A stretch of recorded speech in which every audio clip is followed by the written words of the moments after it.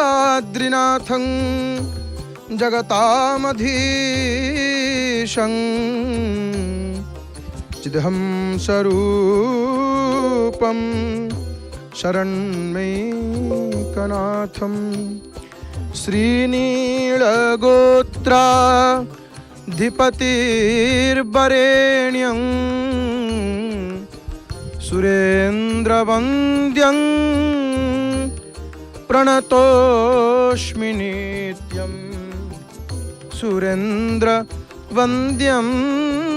प्रणतोऽस्मि नित्यं करारविन्देन पदारविन्दं मुखारविन्दे न विनिवेशयन्तं वटस्य पत्रस्य पुटे शयानं बालं मुकुन्दं मनसा स्मरामि बालं मुकुन्दं मनसा स्मरामि बालं मुकुन्दं मनसा स्मरामि। जय जय जगन्नाथ, जय जय जगन्नाथ, जय जय श्री जगन्नाथ। आनंद कंद सच्चितानंद चिन्मय घन शरण शरण पद्मपलास लोचना घट्टन घट्टन पटियसी परात्पर परमेश्वर जगताधार अखिलांड कोटि ब्रह्मांड नायक भगवान श्री जगदीश्वर जगन्नाथ महाप्रभुंकर अभय चरणारविंद जुगलरा भूम भूय भूय अनंत कोटि साष्टांग दंडवत प्रणाम। जय जगन्नाथ टीभीर सीधा प्रसारण रे पावन पुरुषोत्तम क्षेत्र आपण माने दर्शन करुचंती पतित पावन नारायणंकर अति सुंदर दर्शन सहित अरुणस्तंभ चकड़ारे किपरि भाव में भक्त माने किए बसी पड़ी किए छिड़ा होती किए अरुणस्तंभ को स्पर्श करुचंती एवं आउ कहीं कहीं भक्त माने दर्शन सारी फेरुचंती आहरी अनेक भक्त दर्शन पाई प्रवेश करुचंती श्रीमंदिर भितर खूब कम समय भितर महाप्रभुंकर पताका लागी दृश्य को दर्शन करवा श्रीमंदिर चूड़ा देश रे नीलचक्र रे बाना बंधा हे ध्वजा बंधा हे पताका लागी दृश्य को संदर्शन करने सहित महाप्रभुंकर दिव्य मंगलमय कथा को श्रवण करवा। हे मोर प्रिय बापा माँ भाई भणी माने आपण मानू सर्वप्रथमे ये अधम तार हृदयर गभीरतम प्रदेश विपुल श्रद्धा भक्ति सम्मान अर्पण करुच्ची आपण मानू आसंतु महाप्रभुंकर दिव्य कथा को श्रवण करवा भगवानंकर कथा को श्रवण करवा। शास्त्र बड़ सुंदर कथा कहले आपरे कहले केचिद वदन्ति धनहीन जनो जधन्यः केचिद वदन्ति गुणहीन जनो जघन्यः व्यासो वदत्याखिल वेद विशेष विज्ञो नारायण स्मरणहीन जनो जघन्यः। आहा केड़े सुंदर कथा आपण माने जानंती भगवान व्यासदेव कहते करे सुंदर कथा ये संसार रे धनहीन मनुष्य को जार धन नाही कहीं कहीं ये संसार रे ताकू नीच बोली कहती नहीं है तार किछि नहीं नहीं लोक कहती जार धन नाही ताकू नीच बोली कहती के चित बदंती धनहीन जनो जघन्य आउ कौन आउ कहीं कहीं ये संसार रे जार किछि गुण नाही जे गुणहीन के चित बदंती गुणहीन जनो जघन्य तांकु नीच बोली कहती जे तार किछि गुण नाही खाली दोष किंतु ये संसार रे कहार धन नाही बोली ताकू किछि लोक कहंती नीच बोली कहार किछि गुण नाही बोली ताकू किछि लोक नीच बोली कहंती किंतु व्यासदेव कौन कहले जे होचंती संपूर्ण वेदर विशेष ज्ञाता श्री वेद व्यास भगवान कृष्ण द्वैपायन व्यास व्यासदेव कौन कहले व्यासदेव कहते ना ना एगुड़ाक ठीक नुह ताले ठीक कौटा जघन्य संसार रे किए नीच ये संसार रे किए पापी ये संसार रे किए अधम ये संसार रे किए बड़ा सुंदर कथा भगवान व्यास कहते नारायण स्मरण हीन जनो जघन्य ये संसार जहाँ पाखे धन नाही सी जघन्य नुह सी नीच नुह जहाँ पाखे गुण नाही सी जघन्य नुह सी नीच नुह ये संसार रे जे हरिं को स्मरण करुनी जे जगन्नाथं को स्मरण करुनी ये जगन्नाथंकर भजन करुनी भक्ति करुनी तांको कथा शुणुनी भजन शुणुनी ना सी हूँ संसार रे नीच, सी हूँ संसार रे जघन्य। केड़े सुंदर कथा भगवान व्यास कहउछन नहीं।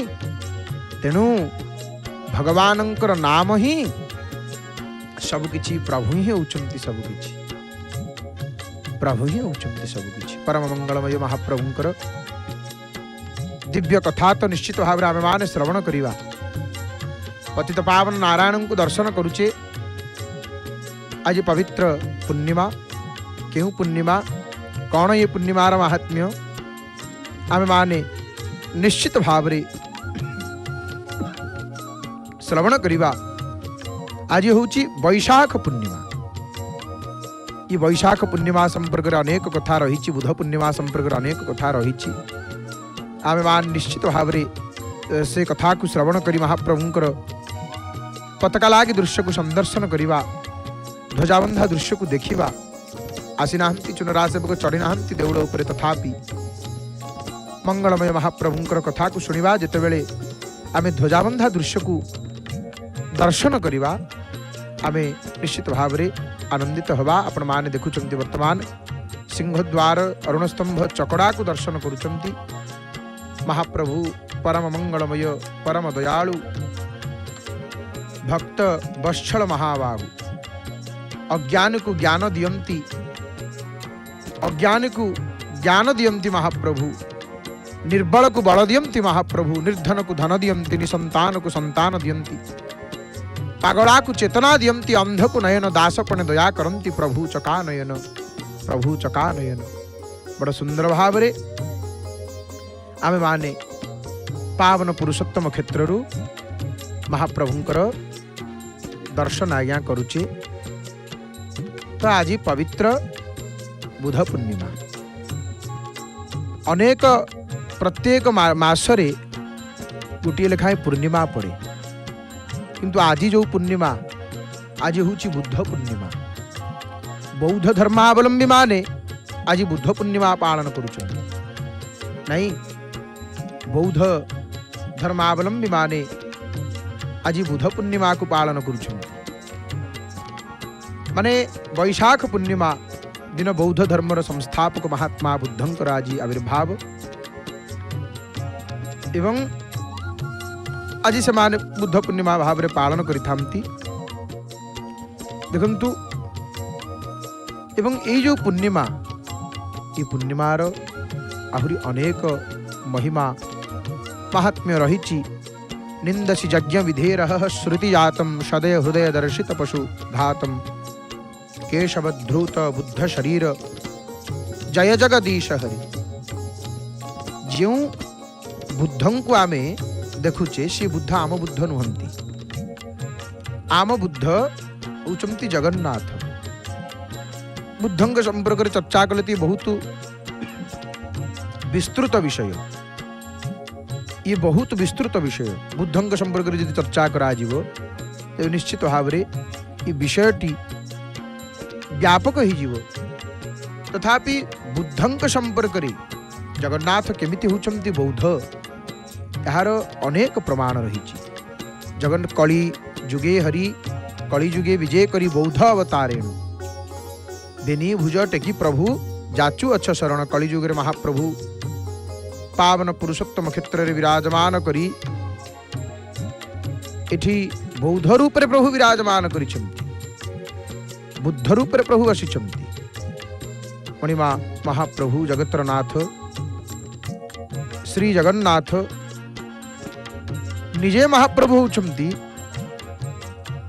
बुद्ध, निजे महाप्रभु बुद्ध। एवं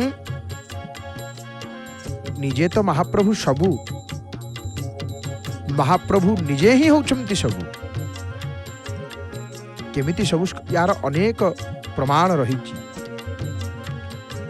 सनातन धर्मर परंपरा और शास्त्र सिद्धांत अनुसार भगवानंकर अवतार समूहंकर आविर्भाव बा जन्म दिवस पालन करा जाए नहीं। तंकर तिरोभाव तिथि न थाए। श्री राम, श्री कृष्ण, श्री वामन आदि कौन सी अवतारंकर तिरोभाव तिथि कौटी मध्य कौन सी भक्त पालन करिवार कौन सी दृष्टांत नाही अच्छी नाही। कारण श्रीमद् भागवत गीतार भगवान श्रीकृष्ण निजे कहिचंती यद्यपि तांकर शरीर पंचभौतिक शरीर परि प्रतीयमान होउची ताहा होउची पंचभौतिक शरीर नुह। अवजानन्ति मां मूढ़ा मानुषी तनुमाश्रितम। नहीं मूर्ख मान मत पंचभौतिक मनुष्य शरीरधारी बोली मन करती मोर स्वरूप को जानी पारंती नाही। भगवान कहउचंती महापुरुष अच्युतानंद स्वय शून्य संहितार लिखिचंती अवतारी श्री जगन्नाथ महाप्रभुंक ठारू श्री चैतन्य अवतारंकर सृष्टि शून्य संहितार दशम अध्याय वर्णना कराई। आज्ञा पाई अनादि होइले अवतीर्ण एक अंश कला घेनी होइले जन्म नाम श्री चैतन्य प्रभु अधम उद्धार प्रकट करिले नाम कलिजुगे सार। 12 सहस्र भक्तरे प्रसन्न सनातन आपे श्री चैतन्य प्रभु स्वयं ब्रह्मा। सेमिति अति बड़ी जगन्नाथ दासंकर मध्य तांकर जी हेले शिष्य दिवाकर दासंकर कृत श्री जगन्नाथ चरितामृत ग्रंथर 7म अध्याय रे श्री चैतन्यंकर अंतर्ध्यान विषय रे लिखा जाइछि। महाप्रभु संतुष्ट हेले जगन्नाथ दास चाहिए हे अति बड़ी जगन्नाथ राजा को कह प्रेम तत्व विचार कले हृदय एक काल बलियार थिबार उचित नुहई निज धाम को जीवी मुहि एमंत भावी श्री चैतन्य श्री जगन्नाथ अंगे लीन पूर्वे जहिरु आसीथिले लेउटी से अंगे मिसिले। यह उत्कलीय पंच सखांकर प्रत्यक्ष अनुभूति। तेणु श्री चैतन्यंकर महाप्रभु देखु जेतेक अवतार सबु महाप्रभु ठारू ई सबु किछि प्रभु ठारू ही जगन्नाथ महाप्रभु मूल महाप्रभु ठारू सबु जगन्नाथ ठारू सबु। तेणु प्रभु होउछंती ई चतुर्दश भुवनर स्रष्टा पालनकर्ता संहर्ता से अनंत कोटि ब्रह्मांडर नायक से निजे पिता माता धाता एवं पितामह सबु किछि जगन्नाथ तांको परि दयालु ये जगत आउ केही नहंती। महाप्रभु एठी तत्रापि लोक रक्षार्थम जे अवतारः कृतः पुरामश्चाद्यो दिव्य रूपाभि पुराते कथितामया अत्र क्षेत्रवरेवश्च तां स्थान प्रकुरते विभुः एतद्धि परमं स्थानं दिव्यं भौम च कथ्यते। महाप्रभु आज जो बुद्ध पूर्णिमा देखंतु आमर स्कंद पुराण पुरुषोत्तम महात्म्य 850तम अध्याय 10, 11, 12, 13, 14 श्लोक रे अति स्पष्ट भाव रे एक कथा कहि। भगवान शंकर महादेव कार्तिकेय को कहउचंती ये दिव्य भूमंडल पुरुषोत्तम धाम सृष्टि रहुची मूल स्थान परब्रह्म को एठारु सृष्टि रक्षा पाई परब्रह्म मत्स्य कूर्म आदि दशावतार स्वरूप रे प्रकट हुअन्ति एवं कार्य संपूर्ण करिवा परे ये स्थान रे निवास करन्ति। श्री जगन्नाथ महाप्रभु को दर्शन कले दशावतारंकर दर्शन फल लाभ होता है। ये जगन्नाथ को दर्शन कर दिए आनंद बजार दर्शन है। आनंद बजार अति सुंदर भाव रे दर्शन करुचे तो जगन्नाथ महाप्रभु के दर्शन रे दशावतारंकर दर्शन फल लाभ होता है। आउ जगन्नाथ महाप्रभुंकर भंडार घरे दशावतारंकर पट्टीर नवम स्थान रे सेठी बुद्ध नाहंती स्वयं श्री जगन्नाथ महाप्रभु विद्यमान अछंती। यार अर्थ श्री जगन्नाथ महाप्रभु स्वयं अवतारी एवं अवतार। श्री जगन्नाथ मंदिर गरुड़ कुंभ पाखे दशावतारंग भितर सेठी नवम स्थान रे स्वयं जगन्नाथ महाप्रभु अछंती। नीलाद्रि महोदय रे जो आमर दशावतारंकर स्तुति गान करा जायछि नीलाद्रि महोदय रे सेठी नवम स्थान रे श्री जगन्नाथ महाप्रभुंकर ही स्तुति गान करा जायछि। अद्वितीय परार्धस्य प्रमा पूरण कारिणे दारु ब्रह्म स्वरूपाय तस्मै बुद्धात्मने नमः। नहीं दारु ब्रह्म स्वरूपाय तस्मै बुद्धात्मने नमः। हरि हरि बोल हरि हरि बोल। नहीं तेणु महाप्रभु ही हेउछंती मत्स्य कुर्मादि दश महितावतार। से निजे राम निजे कृष्ण निजे बुद्ध कली जुगे विजय करी बौद्ध अवतारेण बेनी भुज टेकी प्रभु जाचु अछ शरण एठी शरण जाचुचंती महाप्रभु शरणागत वत्सल एठी शरण जाचुचंती। तो आज पवित्र पूर्णिमा युद्ध पूर्णिमा रे अति सुंदर भाव रे दर्शन करुचंती आपण माने पतित पावन नारायणंकर सुंदर दर्शन। भगवान गोटे कथा कहले परम पुरुषोत्तम महाप्रभु कहउचंती मु मोर भक्त मानंकर संपूर्ण नियंत्रण रे अछि। भगवान कहउचंती मु मो आयत्रे नाही कि मते केही नियंत्रण करूना। जो प्रभु जगत को नियंत्रण करुचंती जो प्रभु ब्रह्मांड को नियंत्रण करुचंती जहां को इच्छा रे सब किछि होउची। सूर्य चंद्र आतजात होउचंती वर्षा होउची खरा होउची ग्रह नक्षत्र आतजात होउचंती जहां को इच्छा रे से प्रभु कहउचंती जे मु मोर भक्त मानंकर संपूर्ण नियंत्रण रे। वास्तव रे मु किछि मात्रा रे स्वाधीन नुह मु टिके हेले भी स्वाधीन नुह। ताले आपण कहा अधीन रे ना भक्त अधीन रे। कारण मोर भक्त माने समस्त प्रकार भौतिक इच्छारु शून्य तेणु मु सेमानंकर हृदय गभीरतम अंश रही थाए बसी थाए विहार करू थाए। आ मोर भक्तंक विषय कहवाकू कौन रहीगला। मोर भक्तंकर भक्तमान मध्य मो पाई बहुत प्रिय। तुम्भ भृत्यर भृत्य मुहि भणे दीन अच्युत। प्रभु ते दयालु इते कृपालु महाप्रभु अति सुंदर भाव रे महाप्रभुंकर दर्शन आज्ञा आम मान करुचे। पावन पुरुषोत्तम क्षेत्रु पतित पावन नारायणंकर सुंदर दर्शन सहित सिंहद्वार अरुणस्तंभ चकड़ा को आम माने दर्शन करुचे। महाप्रभुंकर चंदन यात्रा चली चंदन यात्रा को आउ किछि समय भितर महाप्रभु बाहरी एवं ध्वजाबंधा दृश्य को मध्य आपण माने देखिवे पताका लागी दृश्य को आपण माने मध्य संदर्शन करिवे। तो प्रभु होचंती शरणागत वत्सल किंतु ये शरणागति कौन यदि आमे प्रभुंकर परमात्मांकर जगन्नाथंकर शरण ग्रहण करिबा जानती अहित मध्य हित ही जाए अमंगल मध्य मंगल ही जाए विपद मध्य मंगल ही जाए नहीं।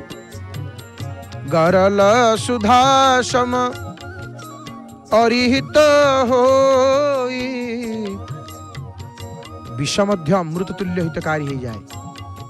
ये भगवानंकर भक्त तापाई किए गातटिए खोली ना सी खाली पड़ोनी से गाତରେ पड़ोनी जे खोली से पड़ो संगे संगे पड़ो एथिरे तेरे मात्र संदेह ना।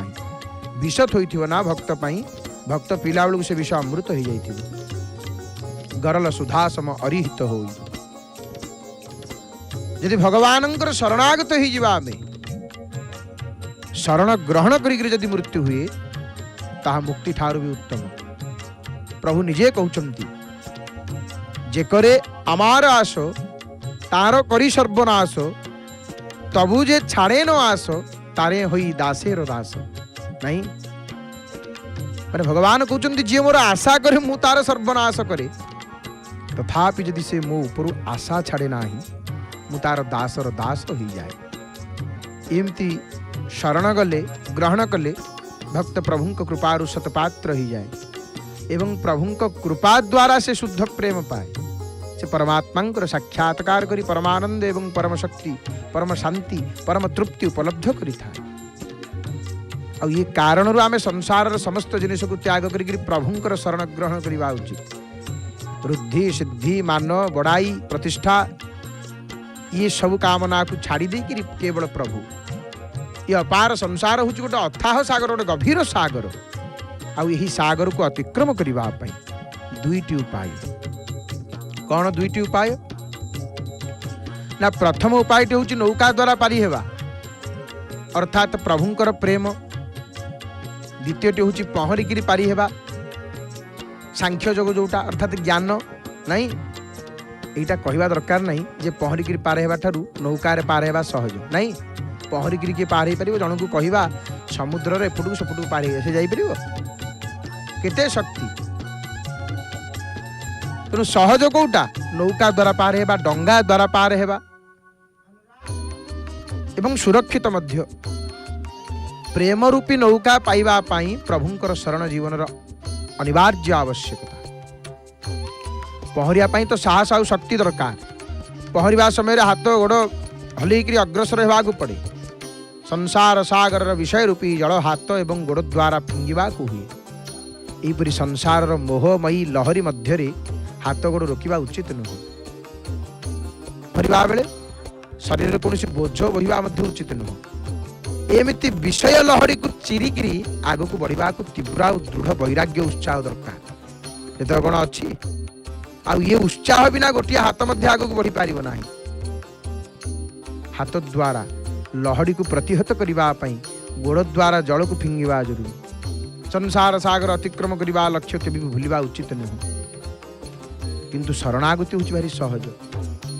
शरणागति भारी भगवानंकर शरण रे जे रही जाए, जी तंकर शरणागत ही जाए ना, भगवान आपणे नियमती।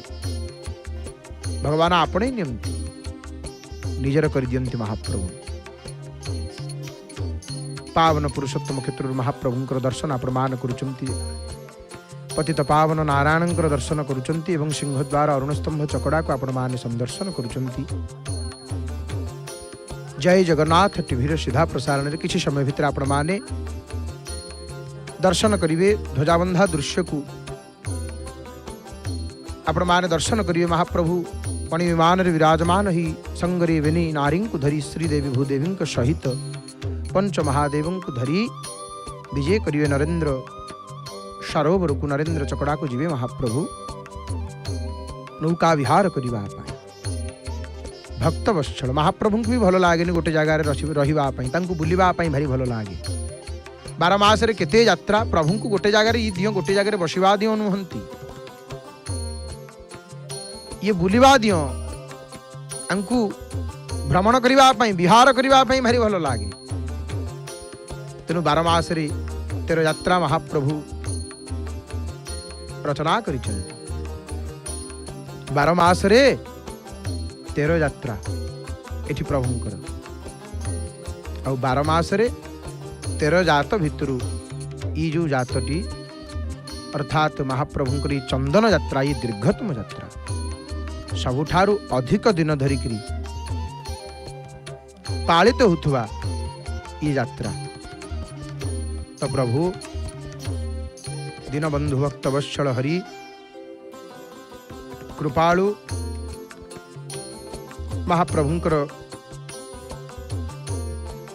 परम मंगलमय कथा को आम मान श्रवण करुचे। गोटे सुंदर प्रभु केवल भाव को देखती भावग्राही अटंती। सी केवल निष्काम श्रद्धा और प्रेम को ही प्रभु देखती। महाप्रभु आउ किछि देखती ना। मो भक्त केते मते प्रेम करुची, मो भक्त केते मते भल पाउची। महाप्रभु केवल ए कथा को देखती।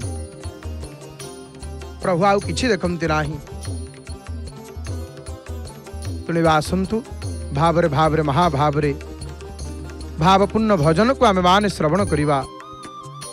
महाप्रभुंकर स्वर सेविका सुनाम धन्य सुगायिका प्रणम्य गायिका सुकंठ गायिका श्रीमती डॉक्टर नमिता गुरल मांकर भावपूर्ण कंठरु भावपूर्ण भजन श्रवण करी महाप्रभुंकर दर्शन करवा।